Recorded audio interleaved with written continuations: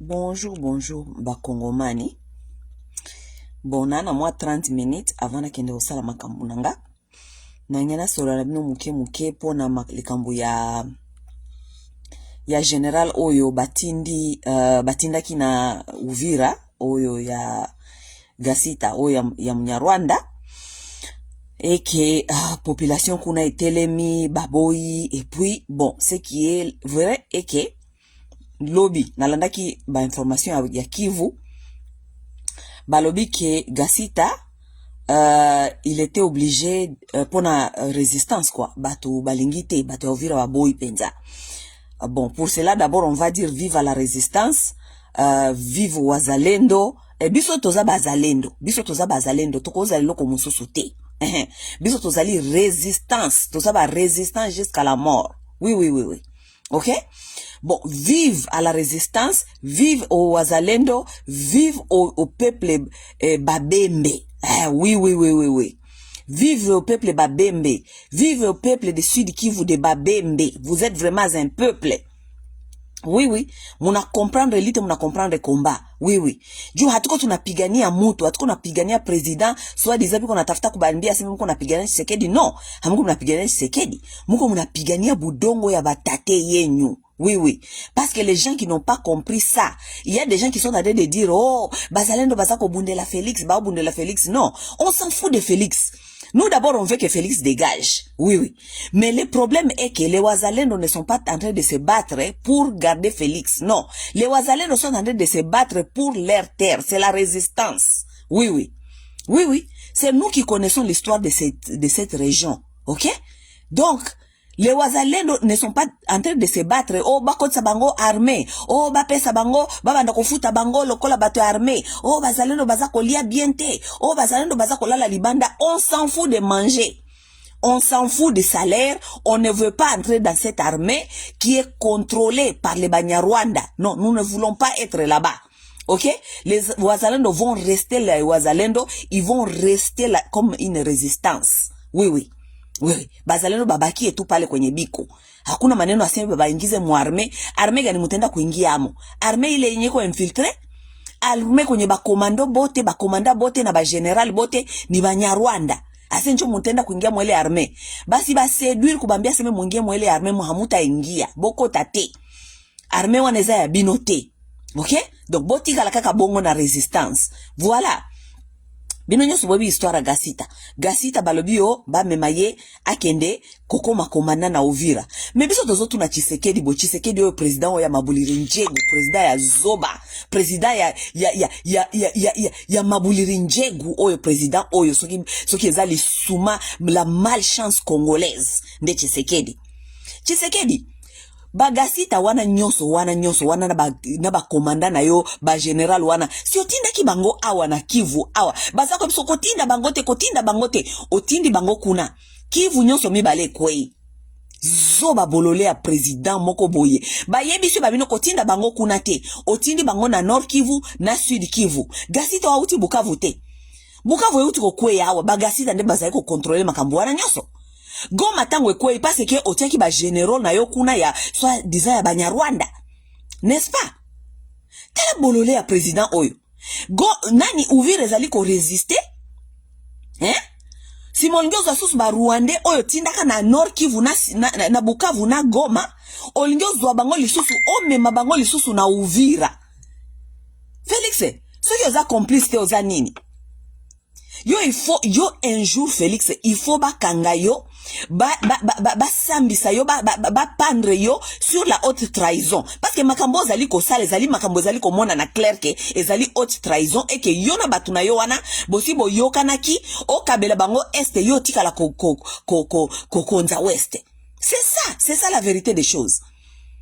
C'est clair ce qui est en train de se passer. Tshisekedi n'a rien à voir avec vous. Tshisekedi s'en fout de vous. Tshisekedi asi ateka kimboka. Ngwanda yebisa kibiso ke Tshisekedi est venu finaliser la balkanisation. Est-ce que tozo mona makamongo eza ya solote? Lorsque on a donné le pouvoir à Tshisekedi, Ngwanda nous a dit que lokola Kabila hier babande déjà ko suspecter que azali Rwandais akoki ko sili sa balkanisation te yango ba pesi mwana oyo ya Tshisekedi o azali Congolais. pona bino bola la pongia ba bébé botele melayete bokanisa ki azali ko sala nzoka nda azali ko sala eloko te ba pesi pouvoir wana po aya ko finaliser balkanisation parce que soki Kabila finaliser ki balkanisation elingaki yoloba ke oh non aza rwandais mais loko ezali Tshisekedi yemoko bokoloba nini. Voilà ce qui est en train de se passer et ce qui est en train de se passer nous sommes en train de le voir parce que lelo mwana o Tshisekedi ba pesi soit disant à finaliser nani balkanisation Tshisekedi mututa ko telemela ye parce que bande kone baluba bango nyonso baza ko soutenir ye na kati ya buzoba bazali ko mona ndenge Tshisekedi aza ko teka mboka ndenge Tshisekedi il ne peut rien faire. Le pays divisé en deux, le pays est en guerre batu bazali ko kufa bazoke Tshisekedi azali na kata ba feti aza ko organiser ma mariage ya bana na ye aza ko organiser parce que Tshisekedi est très conscient que ayaki nde ko finaliser balkanisation lui il peut régner à ouest là-bas à régner na ouest baninga na yo oyo batungisaka ye batikala na bango kuna na est et kosala na ngwelo côté parce que ce n'est pas possible dans un pays occupé batu bazali ko kufa mikolo nyonso bozali ko perdre ba territoire boza ko récupérer ta sika mo côté mais Félix aza ko sala ba fête na Kinshasa. Est-ce que fête wana azoko sala ya bana na yesu ki ya soit disant ba mariage est-ce que zali ba fête moko ezali soit disant prioritaire est-ce que ça prioritaire on ne peut pas reporter un mariage pona ko s'occuper na makambi ya mboka mais yena mwasi ne wana ya ndoki bazali kuna baza ko préparer bango ba feti baza ko sala bango makambo na bango ndenge balingi balobi ke na feti wana na bango wana kutu tomoni ba photo te parce que ba pekisa ki batu bazo ba photo ba botola ki batu ba camera parce que feti mobimbe tonda kinde ba Rwandais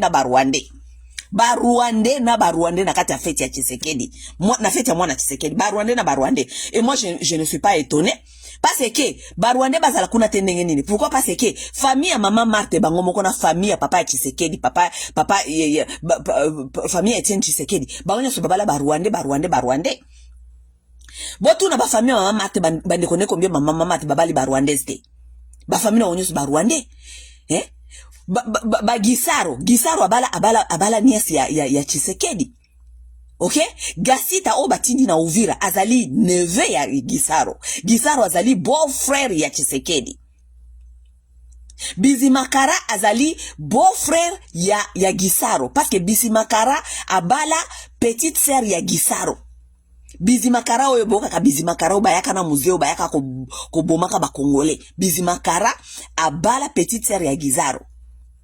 Gisita azali neveu ya Gisaro abala cousine ya Tshisekedi. Famille mobimba kwa baza famille donc bazala kaka ndenge wana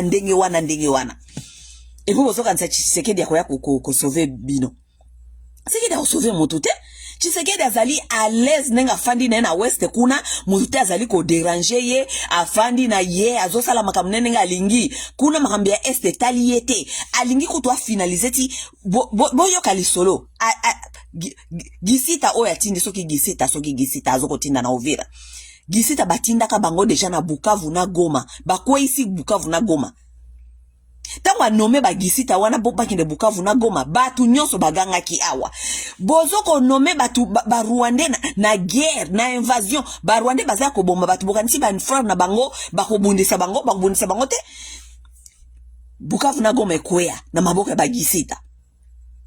Même Gisita wana batindi elisusu na Uvira parce que Uvira résistance ezali botindi esko na Uvira po kendo sane po kendo kokwesa lisusu Uvira Tshisekedi oza complice oza kotinda Gisita na Uvira akende kosa nini akende kokwesa Uvira za na besoin à aider parce que Uvira za debout jusqu'aujourd'hui à cause de la résistance. Uvira za na besoin te ba sauver yango parce que Uvira ekoki ko se défendre yango moko.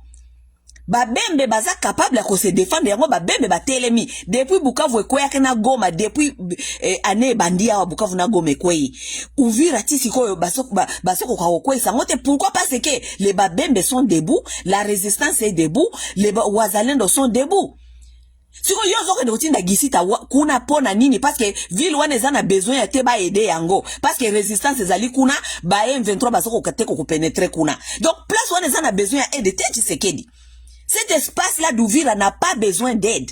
Place ça n'a besoin d'aide zali Bukavu na Goma. So lingi ko soi-disant ko bundisa M23 loko zongo ko sabato, ke lingo bundisa M23 kende ko récupérer Bukavu na Goma. Tinda Gisita Bukavu na Goma. Oui, tinda Gisita Bukavu na Goma. Kotinda bangote na kotinda na Uvira te parce que Uvira za na besoin te ba kende ko sauver ango Uvira ezali na resistance wazalendo bazali kuna bazoko M23 ekokaka kozwa Uvira te. Siko ozo kolinga siko o finaliser balkanisation parce que makamongo ekomi ko umela. Opesa Uvira Nord Kivu Sud Kivu nyonso na Ituri sima tangu Nord Kivu na Sud Kivu nyonso bakozala basi bazwango ba contrôler na Uvira comme ça à partir de Uvira ba M23 ba kende kokota siko ba Kalemi ba continuer ba kende kokota Katanga.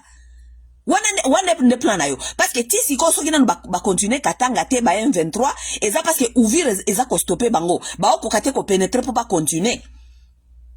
Siko Félix alingi atinda Gasita na Rwandais na Uvira pona Gasita akwaisa Uvira ko pénétrer et kende ko kota bakota Kalemi bakende ko continuer ti Katanga. Mes chers amis, obi ke Tshisekedi na batunaye oyo Tshisekedi mes chers amis, mboka oyo kufi pona Tshisekedi mboka oyo, mais ça sera grave parce que bande ko na biso baluba nena no ba comprendre te makamuni Tshisekedi autia na bango na kati. Tshisekedi lui il s'est fait des millions, lui et sa femme et sa famille biologique qui inclut les Rwandais. Parce que bande ko mama Martignon ba onyo babala ba Rwandais, bande ko papa Etienne Tshisekedi ba onyo babala ba Rwandais. Gisaro azali beau-frère na bango. OK? Bango nyoso Gisaro aza beau-frère na bango. Bizimakara azali beau-frère ya Gisaro parce que bala sœur ya Gisaro, bango nyoso bazana kata famille Tshisekedi kuna. Tshisekedi, vous allez rien lui faire parce que lui il a volé ses millions. Si rien ne marche au Congo, et Tshisekedi azana monter mama B, azana monter ma kindoko la maman et maman Marthe. Tshisekedi va brûler ce pays-là parce que vous lui avez montré que vous ne l'aimez pas. Il va diviser et brûler ce pays-là. Il s'en fout de vous. Il va brûler ce pays-là. Azaloko la mwana oya zaka monte mamabe, bano bazalaka na preschool, azalaka soki lui ne peut pas construire, il veut détruire tout parce que bino nyoso bozanga. Ça c'est Tshisekedi. Comme lui il a déjà volé, Tshisekedi va partir. Bino balu bande boko souffrir. Bomoni soy Congo ane baby. Balu babino nde boko souffrir parce que ce Congo comme divisé. Boye ba kesika nyoso bokende ba bengana bino. Bako bengana bino partout et sika boko kende parce que bako bisa bino kezali frère na bino à cause de votre frère que vous avez soutenu que le Congo est devenu ce qu'il est devenu. OK? Vous serez des enfants caïens. On va vous renvoyer partout où vous venez. Bako bengana bino. Boye ba keso ki este wana comme officialiser ngo ke ekei na maboko ya Rwandais ou bien ekei ko kawana yango moko. Na kuna ba M23 na ba nanga na ba kabila bakomi ko tia batu ba esprit idéologique na motu ke ba Swahili balingi bangote soki bokanisi ke ba Swahili balingi bangote ba convaincre population na ke ba Swahili balingi bangote. Bino bokanisi bino baluba boko fanda kuna na este. Ou bien boko fanda sika oyo M23 na ba nanga na bakabila bako occupé bako bengana bino lokola peste bako bengana bino lokola peste pour ko se revenger na frère na bino o bozali ko protéger o bazako benga Tshisekedi.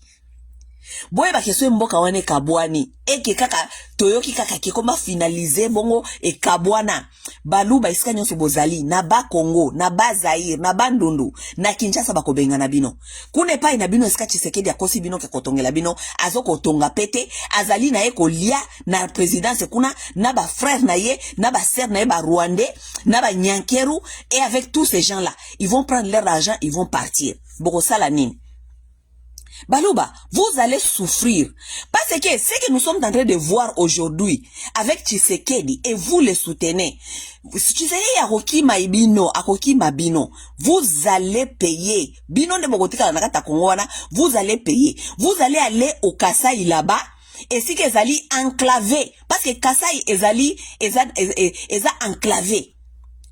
Frontière nini bozana ngo à part ko Angola ou bien na bata bandu nuna ba Congo ba ko bola bilo boye pana bango frontière ni bozanango kune pa na bino nani ezate babenga onini progrès ezate bo cultivakate bokima sikotamba kozongisa bino kuna bozongela nini infrastructure de base ezalite eloko moko te Tshisekedi atongi te eloko moko te ata ndako kuna te pona kolakisa bino ke akoya ko vivre kuna la bino eke bosa la progrès atongi eloko moko te aza ko tonga na ba Dubai aza ko somba place mosusu bino bokanisi lelo so Tshisekedi alongwana akoya ko fana na bino avant na bino te bino bofandi wana kaka oh mwanetu mais vous allez souffrir au mains des Congolais parce que ce que Tshisekedi est en train de faire dans ce pays là tant que Tshisekedi a osala te po ba futi sa yango mais ce sont les Balouba qui vont payer ça ce sont les Balouba qui vont payer ça.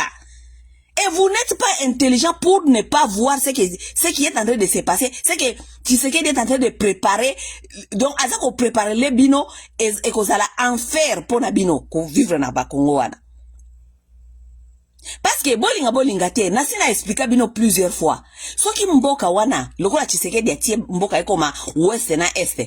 Si un jour ce pays-là s'est divisé et que est et kei, boye bake, les gens de l'est ne vont pas souffrir. Les gens de l'Est ne peuvent pas souffrir. Les gens qui parlent le Swahili là ne peuvent pas souffrir. Parce que vous devez regarder, même les gens là dans les guerres, les gens là ils vivent chez eux. Les gens là vivent chez eux, ils construisent chez eux. Malgré l'incompétence de l'État, les gens là vivent chez eux, ils construisent chez eux, ils développent chez eux. Ça veut dire que soit bazuka ka moi opportunité ko zala indépendant ko zala na structure ko se structurer ko s'organiser bako bonga ya bien makasi parce que bazana culture à développement na Congo mobimba batu bazana culture à développement pour les gens qui parlent le Swahili ça n'existe pas. Donner ces gens là l'opportunité de se développer, ils vont se développer bien. OK? Ça veut dire que ceux qui mboko wana oh Tshisekedi azali kotia lelo na kati ya nungu bwe et kabwani. Les gens de l'Est, je vous dis, ou bien les gens qui parlent le Swahili, ils n'auront rien à perdre. Ils n'auront rien à perdre. Bino kuna eska bokotika la soki na West, eska Tshisekedi azoko lingatika la kuna na West a régner parce que Tshisekedi ayebike batu baoti epe musuku eza mingi batu baolo ba Kiswahili. Donc, il veut aussi s'en débarrasser. Il peut aussi vouloir s'en débarrasser. Pour dire que, natika la bango kuna este, natika la a na weste, loko la ba kino baza ba zoba ba bolole, ba musala la bango kaka musique ibale, lo sambo, musique ibale lo sambo, ba oyo na ko gérer bango bien, na ko tika la nanga awa président na renye nanga na ko mananga empereur, na ko changer constitution nenge na lingi, na ko sala onyo so na lingi. Akokipa kolinga kofanda pe na west afanda bongo atela kabino kaba muziki lokola yena nyakero bakomi ko sponsoriza kaba muziki batela ba muziki bobina bale bokene ko beta bale bolia kate lokote akotika la kuna na west atika le président kuna. Mais j'adoute fort parce que je ne pense pas que ba Congo ya ba Congo na ba nundu pe ba kondimela ye akanga bango en otage ba kondima te. Donc, Tshisekedi a cause peut-être obligé à dire la empereur ya Bangala na Baluba. Oui, parce que ba Congo peut pas continuer yango te. Donc, nenge tozali kotala nenge makambo ezali koleka na ba nomination na ye ya ba Rwandais kuna na este. Après tout ce qui s'est passé, ba boto lebiso Goma, ba boto lebiso Bukavu, mais Tshisekedi azali ko se permettre kaka ko kende ko nomela kabiso ba Rwandais po ba kende susu na ba ville ya sika ba ko esa ba ville wana. Ba kota na ba ville ya sika ba ko esa ba ville wana. Mes chers amis, boyebi ke Tshisekedi avant atinda Gasita, atinda yena Uvira, il y a même pas 3 semaines. 3 semaines. Na monaki babande ko lakisa nenge masasi betaki na Uvira. Masasi beti na Uvira, babio bazalendo, babeti ma masasi kuna, qu'est-ce qui s'est passé? J'ai regardé, j'ai vu que wazalendo babande ko expliquer balobi ke un bon matin, balamuki boye, bamoni des camions, et koti na ville. Parce que bango baza alerté. Wazalendo baza na bazamba, baza na ba montagne, baza ko mona balabala nyonso, nenge batu baza ko kota, entrer bazo contrôler, entrer na sortie ya Uvira. Balobi bamoni des camions, tala des camions tondisi batu ezali koya.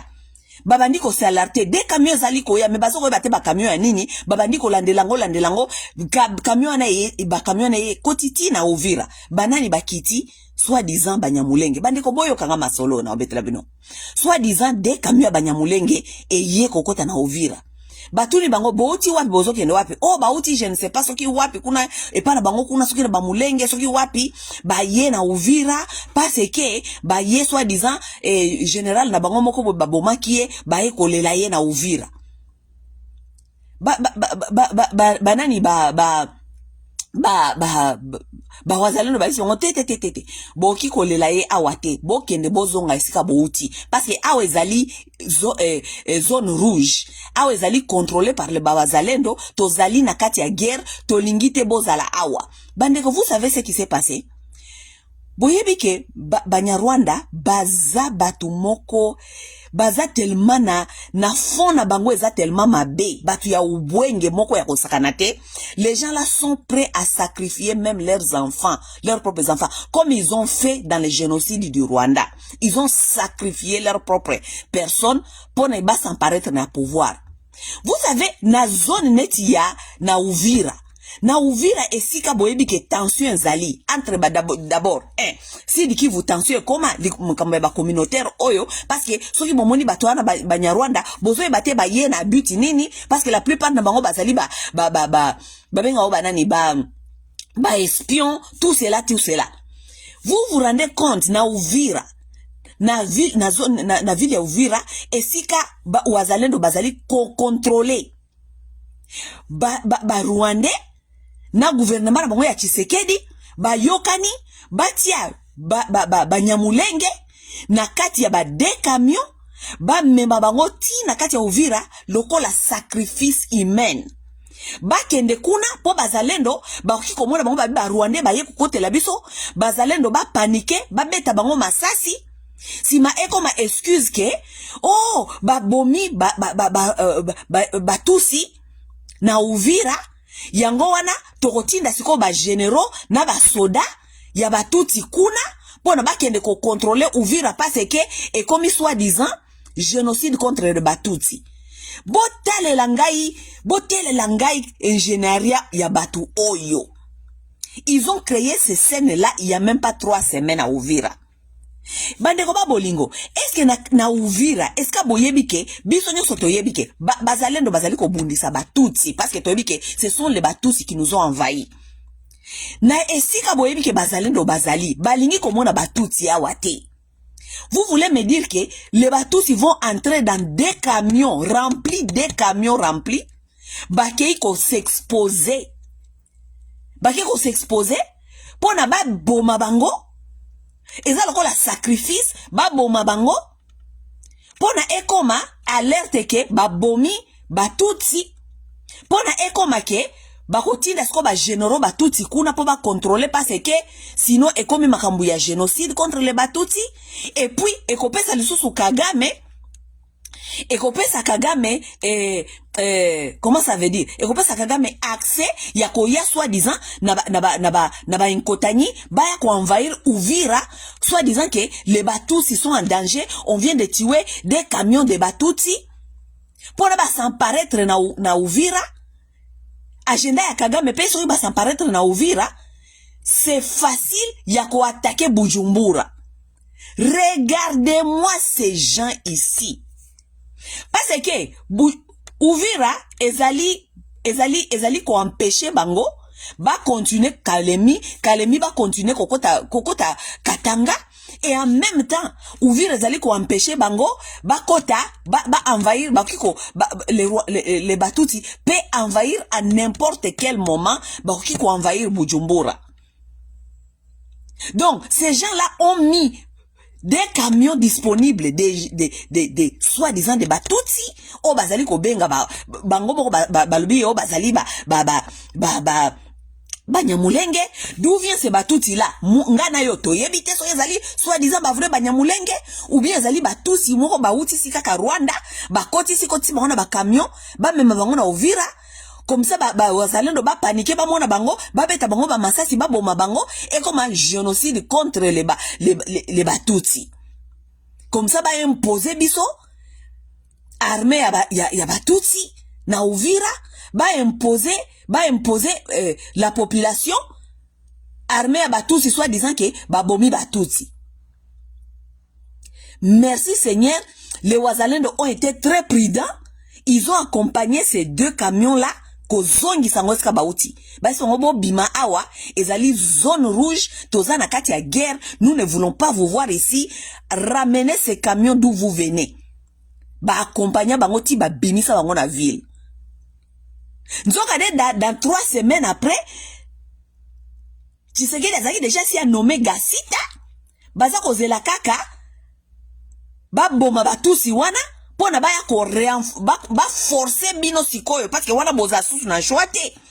Ba forcer bino sikoyo ba généraux rwandais kuna bale ba keo ils sont là-bas pour leur survie parce que au moni ba uti ko boma Batutsi kuna ba bomi bango ebele comme ça bo kanga ba photo botia yango communauté internationale bolo ba kezali pona survie na bango yango wana botindi ba général kuna mais sikoyo tangu kuna bango wana erate kuna bango wana erate ya ko bomisa Batutsi na Uvira bamoni ba osala susu le côté ba e ko forcer ko forcer batu Gasita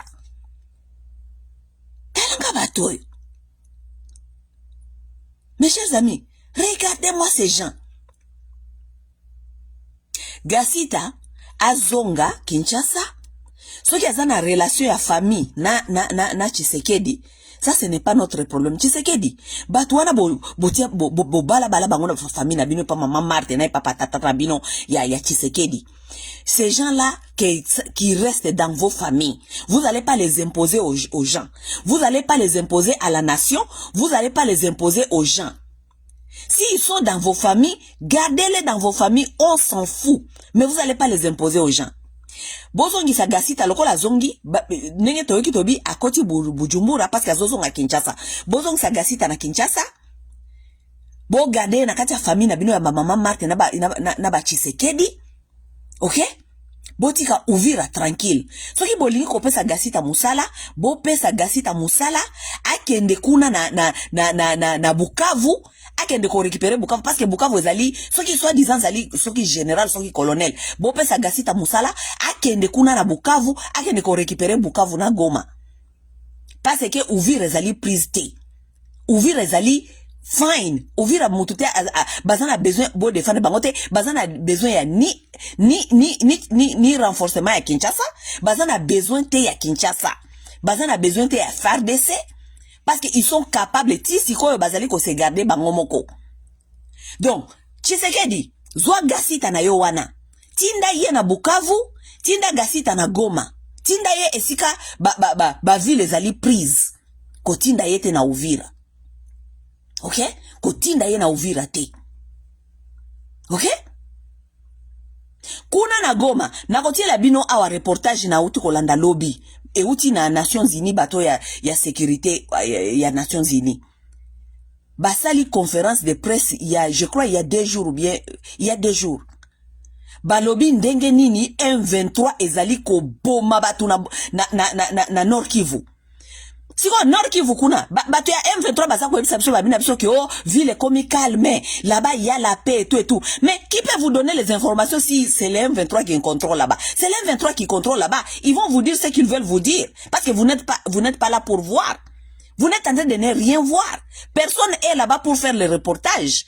Kuna M23 ezali na opposition te. Ezaka kabango na bango. Ce qu'ils vont faire de bien ou de mauvais, c'est eux seuls qui peuvent vous dire ce qu'ils sont en train de faire. Mais Nations Unies baza ko sala rapport human rights ezali rapport balobi ke M23 ezali ko boma batuna Goma comme pas possible ezali ko boma batuna Ruchuru surtout Ruchuru na Masisi M23 ezali ko boma batu na Ruchuru na Masisi comme pas possible. Ce n'est pas moi qui l'ai dit, il faut aller voir les reports nani ya human rights na ko tiela bino reportage yango awa. Baza ko boma batu et surtout bazali ko boma ba lobi ke bazali ko boma ba famille ya ba Hutu. OK? Ils sont là-bas, ils sont en train de tuer les gens. Vous êtes en train ici de nous dire que oh M23 kuna est comme calme M23 non ils sont en train de tuer les gens. Ils sont en train de tuer les gens. Na ba village na Masisi, na Ruchuru, na ba village mososo, ils sont en train de tuer les gens parce qu'ils vont remplacer ces gens-là avec les soi-disant les Batusi qui vont aller nous rapporter au Rwanda, qui sont en train de nous dire que oh, les Batusi qu'ils étaient réfugiés au Rwanda doivent revenir. Est-ce que ngane na lobiango? Ngane na lobiango te? Ça c'est parmi leur agenda. Ils ont dit ça clairement. Que balingi Batusi o bakendaki na Rwanda comme ba réfugié bazonga. Réfugié bazongi sakayete parce que réfugié soka kei ayeba kesika utaki. Réfugié bazongi sakayete? Réfugié soka kei ayeba kesika utaki. Oye comme ya ko forcer batu ba eke ba réfugié fo bazonga bino botika likuna ba M23 bo bomaka batu na kati ya Ruchuru na Masisi pona boya ko renforcer ko zongi sa ba habitants o ba zanga ba espace. C'est ça que vous êtes en train de faire. Mais moi, je vais vous dire quelque chose. Bino Batuoyo ya, Bino Batutsi, surtout les Batutsi. Nous allons vous dire quelque chose. Ne croyez pas que tozo fanda na bino kaka pona elenge. To fanda bino na elenge te. Bon, quand c'était pour Bossimi Massassi. Pour Bossimi Massassi que les gens vont habiter avec vous, avec peur. Les gens ont peur. Mais les gens ne sont pas contents dans leur cœur. Bon, quand c'était que ça va rester comme ça pour longtemps. Nous ne sommes pas obligés de vivre avec vous. Vous avez chez vous, vous ne voulez pas rester chez vous. Boye ko kanga biso na Masasi. Tozo ko fanda na bino na linu ya ko kangama. Tozo ko fanda na bino na lisu moko ya ko kanga lisu moko ya kufungwama. Tolinga kabino te, tolinga kabino te depuis bokoko. Bozonga epai na bino bo uta kuna ba kingdom na bino ya Rwabugiri. C'est là-bas chez vous. Ne pensez pas que parce que nous sommes là, nous sommes en train de vous tolérer et que nous vous aimons. Nous ne vous aimons pas, nous vous avons jamais aimé. Vous nous avez jamais aimé depuis Bokoko. Ça veut dire, tokofanda jamais ensemble. Boka ni sateta bokangi batu, en otage 30 à 50 ans, tokofanda kanabino jamais. Vos enfants vont payer ce que vous êtes en train de faire. Ne pensez pas que mutuala liazo kotala ona lisu moko kokanisate que parce que bozana mindu kisiko eke tokofanda. Bana na bino bakofanda kana mboka wana te. Eza mabele na bino te, eza mabele bakoko na biso. Que chacun cherche sa terre. Ake de kofanda na baterre bakoko na bango.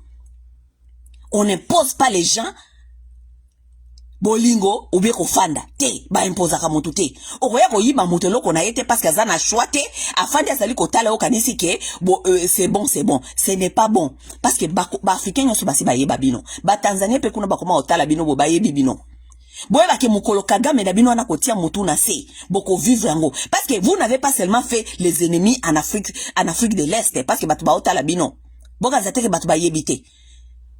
Vous n'avez pas fait que les ennemis en Afrique de l'Est. Vous avez fait pas seulement les ennemis dans votre propre pays avec vos frères les Hutus. Vous avez maintenant fait aussi la guerre avec les Congolais. Il y a un jour, Basiolo Basoko bête à génocide. Vous n'avez encore rien vécu, vous les Batutsi. Bo vivre dans le côté. Pour mukolo boko vivre génocide. Et que ça la sikoyo ba bantu nyonso ya région contre bino. Nde mukola na boko yebake. Soki boko zonga mbalo Éthiopie. Ou bien boko zonga na kati ya mer rouge. Ou uta Égypte. Toza ko woni bino malembe bozoko yokate. Bozoka nsake parce que bosimi minduki. Bosimi minduki bosimi mango libela te. Dama masolo na bino ya lokuta génocide et cause la paix ya libela te. Boka de sate ke ba juifi génocide ba juif ba mindele. Bazana histoire na bango mososo. Boka sate que vous allez venir imposer vos bêtises là, ya ba génocide na ba congolais na ba africain. Boko imposer biso ba masolo na bino wana te. Ba masolo na bino génocide wana, il fallait botika ngo kuna na Rwanda esika botaki, boye ko cross nango po boya ko tumbola biso esika tofandi. Na ba terre ya bakoko na biso. Boye bake un jour moko toko fungola bino miso boko zanga esika boko leka. Ne vous inquiétez pas, boka nzate tofandi tozoko tala bino tolobanaka entre biso na biso toloba entre biso na biso soki tofandi tobi aba batu siku bataona aba batu kuko siku bataona. Continuez à faire vos illusions, vous allez comprendre un jour que esika botie makolo mbaloyo. Vive la résistance. Ingeta, ba wazalendo. Pas de Gassita. Gassita, dégage. Ok? Pas de Gassita. Pas de Bizimakara na bino wana. Boke de ko bomba ba na famille ya Tshisekedi. Oui, oui, je suis en train de prêcher la haine. You are correct. You are correct. Je suis en train de prêcher la haine. Parce que je n'ai jamais prêché l'amour. Ok? Je n'ai jamais prêché l'amour parce que vous, les Batous, si vous n'avez pas l'amour. Bozana bolingote? Bande kona bino nyi bango moko ba utu bofanda na bango kuna bolinga ka bangote. Biso ba kongolete nde bokolinga. Oui, oui, oui. Nous allons prêcher la haine. Parce que vous prêchez la haine. Vous prêchez la haine à vos enfants. Yangwana bana na bino bazami tema mabe. Koleka satana. Baye kolinga koboto la baninga na bango bandaku na bango na binduki. Nous aussi nous allons prêcher la haine. Nous allons faire que prêcher la haine. La haine aussi à nos enfants. Tina suka. Ok? Ndeto koye baka un jour ke mboka wana mutu na mutazaki na koko na ye kombone zalaki nani, terre na ye zalaki nani. Vous allez pas venir prendre les terres des gens comme ça et que vous kanisi ke batu wana bako fanda, bako tala bino libela. Vive la résistance.